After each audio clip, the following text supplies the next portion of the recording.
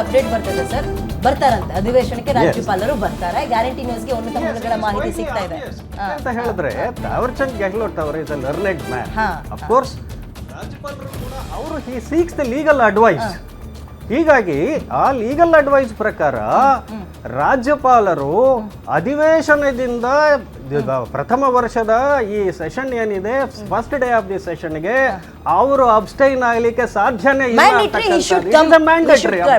ರಾಜ್ಯಪಾಲರು ಈಗ ಬರ್ತಾರೆ, ಭಾಷಣ ಮಾಡ್ತಾರಾ ಇಲ್ವಾ? ಇದನ್ನ ಅಪ್ಡೇಟ್ ತಗೋಬಿಡ್ತೀನಿ ಸರ್, ಬ್ರೇಕಿಂಗ್ ತಗೋಬಿಡ್ತೀನಿ ನಾನು.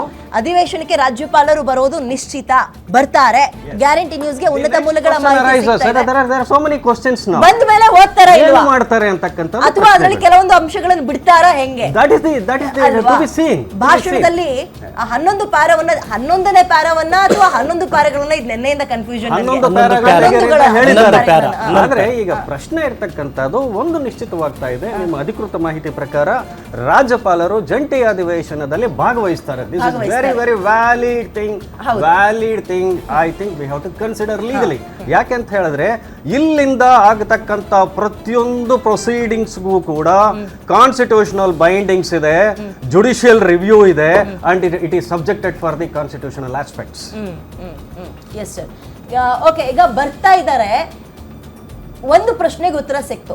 ಇನ್ನು ಮುಂದಕ್ಕೆ ಪ್ರಶ್ನೆಗಳು ರೇಸ್ ಆಗುತ್ತೆ ನೋಡಿ. 11 ಕಾಲಿಗೆ ಭಾಷಣ ಶುರು ಮಾಡ್ತಾರಲ್ಲ, ಬಂದು ನಾನು ಅಡ್ರೆಸ್ ಮಾಡಿದ್ದೀನಿ ಅಂತ ಸುಮ್ಮನೆ ಟೇಬಲ್ ಮಾಡಿ ಹೋಗ್ತಾರಾ, ಅಥವಾ ಭಾಷಣವನ್ನ ಸಿದ್ಧಪಡಿಸಿರೋ ಭಾಷಣವನ್ನ ಯಥಾವತ್ತಾಗಿ ಓದ್ತಾರಾ, ಅಥವಾ ಕೇರಳದ ರಾಜ್ಯಪಾಲರ ರೀತಿಯಲ್ಲಿ ಕೆಲವೊಂದು ಅಂಶಗಳನ್ನ ಬಿಡ್ತಾರ? ಬಿಟ್ರೆ ವಾಟ್ ನೆಕ್ಸ್ಟ್?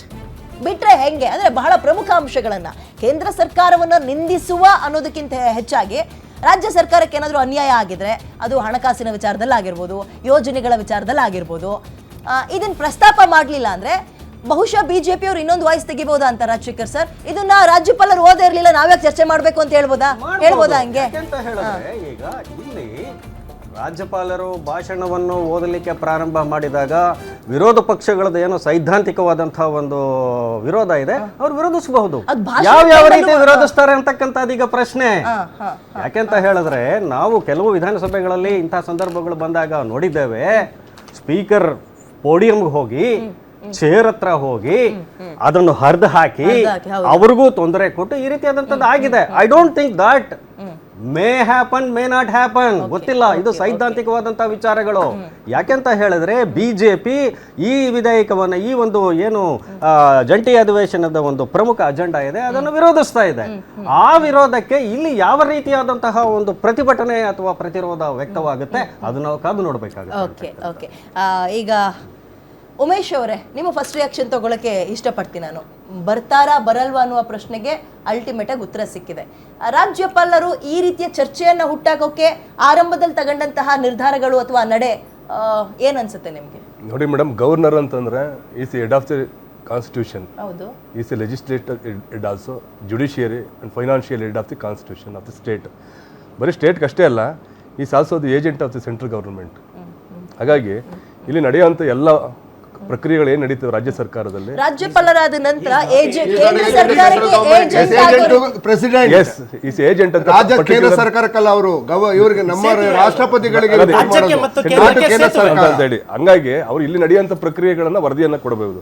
ಈ ರಾಜ್ಯದಲ್ಲಿ ಈ 356 ಏನಂತ ಎಮರ್ಜೆನ್ಸಿ ಅಂತ ಬರ್ತದೆ, ಅದು ಫೈನಾನ್ಷಿಯಲ್ ಕ್ರೈಸಿಸ್ ಅಂತ ಏನು ಬರ್ತದೆ, ಅದನ್ನೆಲ್ಲ ರಿಪೋರ್ಟ್ ಕೊಡಬೇಕು. ಅದಕ್ಕೆ ನಾನು ಹೇಳ್ತಾ ಇರೋದು ಏಜೆಂಟ್ ಆಫ್ ದಿ ಕಾನ್ಸ್ಟಿಟ್ಯೂಷನ್ ಅಂತಂದ್ರೆ ರಾಜ್ಯಪಾಲರಿಗೆ ರಾಷ್ಟ್ರಪತಿ ವರದಿಯನ್ನು ಕೊಡಬೇಕು. ಇಲ್ಲಿಗ 176 ಸಬ್ ಕ್ಲಾಸ್ 2 ಪ್ರಕಾರವಾಗಿ ಇವರು ಅಪ್ಪರ್ ಹೌಸ್ ಮತ್ತು ಲೋಯರ್ ಹೌಸ್ನಲ್ಲಿ ಒಂದು ಸಾಮಾನ್ಯವಾಗಿ ಮೊದಲ ಸೆಷನ್ನಲ್ಲಿ ಅಥವಾ ಪ್ರತಿಯೊಂದು ವರ್ಷದ ಆರಂಭಿಕ ಈ ಸದನದಲ್ಲಿ ಚರ್ಚೆ ಮಾಡುವಂಥದ್ದು ಅವಕಾಶ ಇದೆ ಕಾನೂನಲ್ಲಿ. ಆದ್ರೆ ಇವರು ಸದನಕ್ಕೆ ಬರಲೇಬಾರ್ದು ಅಂತಂತದ್ದು ಎಲ್ಲೂ ಇಲ್ಲ. ಈ ಶುಡ್ ಅಟೆಂಡ್, ಬರಲೇಬೇಕು. ಅವರು ಬಂದು ತಮ್ಮ ಅಭಿಪ್ರಾಯನ, ಅಂದ್ರೆ ಏನು ಇವತ್ತು ಕ್ಯಾಬಿನೆಟ್ ಡಿಸ್ಕಷನ್ ಆಗಿದೆ, ಸರ್ಕಾರದ ಅಜೆಂಡಾ ಇದೆ, ಪಾಲಿಸಿ ಮ್ಯಾಟರ್ಸ್ ಏನಿದೆ ಅದನ್ನ ಅವ್ರು ಓದಬೇಕು ಅಂತ ಇದೆ. ಅವ್ರು ಓದಿದ ತಕ್ಷಣ ಅದೇ ಅಂತಿಮ ಅಲ್ಲ, ಅದೇ ಅಂತಿಮ ಆಗಲ್ಲ. ಆದ್ರೆ ಅದನ್ನ ಆಡಳಿತ ಪಕ್ಷ ಏನು ಹೇಳಿರ್ತದೆ ಅದನ್ನ ಪ್ರತಿಪಕ್ಷಗಳು ಚರ್ಚೆ ಮಾಡಬಹುದು. ಉದಾಹರಣೆಗೆ ಈಗ ಇವತ್ತು ಬಹುಮುಖ್ಯವಾಗಿ ಈ ಚರ್ಚೆ ಆಗ್ತಾ ಇರೋ ವಿಚಾರ ಏನು ಅಂತಂದ್ರೆ ಅಧಿವೇಶನದಲ್ಲಿ, ಜಂಟಿ ಅಧಿವೇಶನದಲ್ಲಿ ನರೇಗಾ ವಿಚಾರ ಕೇಂದ್ರ ಸರ್ಕಾರದ ಒಂದು ಪಾಲಿಸಿ ಮ್ಯಾಟರ್ನ ರಾಜ್ಯ ಸರ್ಕಾರ ತುಂಬ ತೀವ್ರವಾಗಿ ಚಳವಳಿ ಮುಖಾಂತರ ಅಧಿವೇಶನದಲ್ಲಿ ಚರ್ಚೆಗಳು ಇಟ್ಟು ಜನರಿಗೆ ಇದನ್ನ ಸರಿ ಇಲ್ಲ ಅಂತ ಒಂದು ವಾದಕ್ಕೆ ಇಳಿದಿರೋದು. ಯಾಕೆ ಅವರು ನರೇಗಾ ವಿಚಾರವನ್ನ ಅಥವಾ ಈಗೇನು ವಿ ರಾಮ್ಜಿ ಕಾಯ್ದೆ ಹೌದು. ಸರಿ ಇಲ್ಲ ಅಂತ ಹೇಳ್ತಾ ಇದಾರೆ, ಅಂತ ಅಂಶಗಳು ಏನಿದಾವೆ? ಅಲ್ಲ, ಅಂಥದ್ರಲ್ಲಿ ಕೇಂದ್ರ ಸರ್ಕಾರ ಏನು ವಿಕಸಿತ ಏನು ರಾಮ್ಜಿ ಮಾಡಿದ್ದಾರೆ, ಅಲ್ಲಿ ಒಂದೇ ಒಂದು ಪದ ಇದೆ ಅವ್ರು ಹೊಸದಾಗೇನ್ ತಂದಿಲ್ಲ ಸರ್, ಇರೋದನ್ನ ಅಲ್ಲ, ಕೆಲವೊಂದು ಅದನ್ನ ಪರಿವರ್ತನೆ ಹೇಳ್ತಾ ಇರೋದು ಮಾಡಿಫೈ ಮಾಡಿದ್ದಾರೆ. ಇಲ್ಲಿ ಏನಾಗಿದೆ ಅಂತಂದ್ರೆ ಅನೇಕ ಅಕ್ರಮಗಳು ನಡೀತಿದ್ದು ಯಾವ್ದ್ರಲ್ಲಿ ರಾಮ್ಜಿ ಸಾರಿ ಮನ್ರೇಗಾದಲ್ಲಿ. ಆಮೇಲೆ ಮನ್ರೇಗಾ ತಂದಿದ್ದು ಯಾರು? 2005 ಇದೇ ಕಾಂಗ್ರೆಸ್ ಸರ್ಕಾರ, ಇವ್ರದೇ ಪಕ್ಷ ಸರ್ಕಾರ ತಂತು. ಮಹಾತ್ಮ ಗಾಂಧಿಯನ್ನು ಸೇರಿಸಿದ್ದು ಯಾರು? 2005 ಇದು ಇವರೇ ಕಾಂಗ್ರೆಸ್ನವರೇ. ತಪ್ಪುಗಳನ್ನ ಅವ್ರಿಗೆ ಕಂಡಿಡಿಯಕ್ಕೆ 11 ವರ್ಷ ಬೇಕಾಯ್ತಾ? ಅಲ್ಲ ಇರ್ಲಿ. ಆಮೇಲೆ ಬಿಜೆಪಿ ಅಲ್ಲ, ಒಂದ್ ನಿಮಿಷ ಬೇಡ. ವಿಕಸಿತ ಭಾರತ ಅಂತ ಸಂದರ್ಭದಲ್ಲಿ ಅನೇಕ ಬದಲಾವಣೆಗಳಾಯ್ತು. ಈಗ 20 ವರ್ಷದ ಕಾನೂನುಗಳನ್ನ ನೀಲ್ ಮಾಡಕ್ಕಾಗತ್ತಾ? ಈಗ ಕಾಂಗ್ರೆಸ್ನವ್ರು ಬದಲಾವಣೆ ಮಾಡಿ ಜಗದ ಹೌದು, ಅದಲ್ಲ ಆಗ್ಲೇಬೇಕಿದು. ಈಗ ಕಾನೂನು ಅಂತಂದ್ರೆ ಹೇಳಿ it has to be update ಆಗ್ತಾ ಇರಬೇಕು. ಹೊಸ ಜನರೇಷನ್ ಬರ್ತಾ ಇರ್ತದೆ, ಇವತ್ತಿನ ಜನಸಂಖ್ಯೆ ಆಧಾರಕ್ಕೆ ಸಂಬಂಧಪಟ್ಟಂತೆ ಅದಾಗುತ್ತೆ. ಈಗ ರಾಜ್ಯಪಾಲರು ಓದಿದ ತಕ್ಷಣ ಇದು ಅಂತಿಮ ಅಲ್ಲ, ಆಯ್ತಾ? ಈಗ ಮೊನ್ನೆ ನೀವು ಕೇರಳದಲ್ಲಿ ನೋಡಿದ್ರಿ, ಅಲ್ಲಿ ರಾಜೇಂದ್ರ ಶ್ರೀನಿವಾಸನ್ ಅವರು ಇದರಿಂದ ಈಚೆಗೆ ಬಂದ್ರು. ಆತರ ವಿವಾದ ಹುಟ್ಟಾಕದೆ ಬೇಡ, ಬರಲ್ಲ ಬಿಡಿ ಅನ್ನೋ ರೀತಿಯಲ್ಲಿ ಅವರೇನೋ ಆರಂಭದಲ್ಲಿ ಅಲ್ಲ, ಹೇಳಂಗಿಲ್ಲ ಅದನ್ನ. It is constitutional duties mandate madam ಅದು. ಇಲ್ಲ ಕಾನ್ಸ್ಟಿಟ್ಯೂಷನ್ ಅಪರಿಚಾರ ಮಾಡ್ದಂಗಾಗುತ್ತೆ. ರಾಜ್ಯಪಾಲ ಅಲ್ಲ, ನಾವೇನಂತ ಹೇಳಿ ಕಾನ್ಸ್ಟಿಟ್ಯೂಷನ್, ನೀವು ರಾಜಕೀಯ ಪಕ್ಷಗಳನ್ನ ಮರ್ತು ಬಿಡಿ. ಒಂದು ಕಾನ್ಸ್ಟಿಟ್ಯೂಷನ್ ಅಂತ ಬಂದಾಗ ಅಲ್ಲಿ ರಾಜ್ಯಪಾಲರು, ರಾಷ್ಟ್ರಪತಿ, ಪ್ರಧಾನಮಂತ್ರಿಗಳು, ಮಿನಿಸ್ಟ್ರಿ ಆಫ್ ಗವರ್ಮೆಂಟ್, ಏನ್ ಸರ್, ಸ್ಟೇಟ್ ಗವರ್ಮೆಂಟ್ ಇವೆಲ್ಲ ಬರ್ತದೆ. ಅದಕ್ಕೆ ನಾವು ಅಪಚಾರ ಮಾಡಬಾರದು. So constitution is supreme.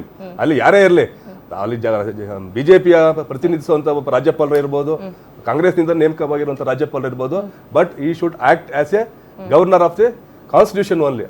ಆಗ ಅದು ಗೌರವ ಕೊಡಬೇಕು.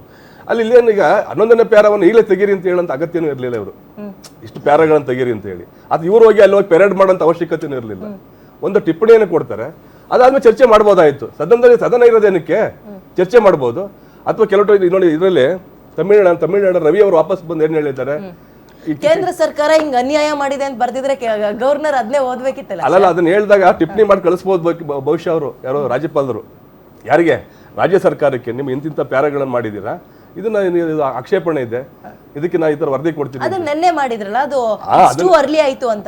ಟೂ ಅರ್ಲಿ ಆಯ್ತು. ಅದನ್ನ ಸೆಷನ್ ನಲ್ಲಿ ಇಟ್ಟು ಜನಗಳ ಮುಂದೆ, ಅಂದ್ರೆ ಜನಪ್ರತಿನಿಧಿಗಳು ಅಂತ ಇರೋದು ಯಾಕೆ? They should discuss in openly. ರಾಜ್ಯಪಾಲರು ಅಂತಂದ್ರೆ ಹೆಡ್ ಆಫ್ ದಿ ಕಾನ್ಸ್ಟಿಟ್ಯೂಷನ್. ಹಾಗಾಗಿ ಯಾವುದೇ ಒಂದು ವಿಚಾರದಲ್ಲಿ ಇಂತಹ ಒಂದು ಸಂದರ್ಭಗಳಲ್ಲಿ ಇದು ಬಂದಾಗ, ಸಂದಿಗ್ಧತೆ ಬಂದಾಗ ರಾಜ್ಯಪಾಲರು ಕ್ಲಾರಿಫಿಕೇಶನ್ಸ್ ಕೇಳಬಹುದು. ಅದನ್ನೇ ನಿನ್ನೆ ಮಾಡಿದ್ದು. ಏನು ಮುಖ್ಯ ಕಾರ್ಯದರ್ಶಿ ಕರೆದು ಇದರಲ್ಲಿ ಒಂದಷ್ಟು ಅಬ್ಜೆಕ್ಷನಬಲ್ ಮ್ಯಾಟರ್ಸ್ ಇದೆ, ಅಬ್ಜೆಕ್ಷನಬಲ್ ಅಂಶಗಳಿದೆ,